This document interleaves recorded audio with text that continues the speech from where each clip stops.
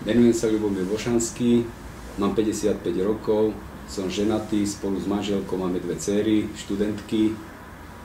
Vyštudoval som Strojnícku fakultu Slovenskej vysokej školy technickej v Bratislave.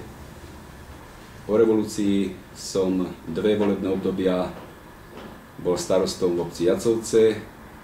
8 rokov som pracoval ako prednosta okresného úradu v Topolčanoch a minulé obdobie som bol poslancom Nitrianskeho samosprávneho kraja.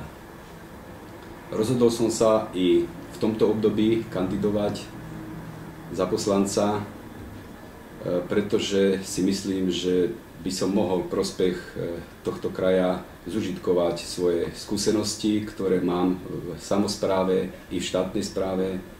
A mojou takou prioritou do budúceho obdobia je zabezpečiť cestné komunikácie tak, aby boli bezpečnejšie pre vodičov, pre občanov, venovať sa komunikáciám medzi starostami a samosprávou a využiť ešte posledné roky, aby fondy Európskej únie boli nasmerované čo najviac do Nitrianskeho samosprávneho kraja.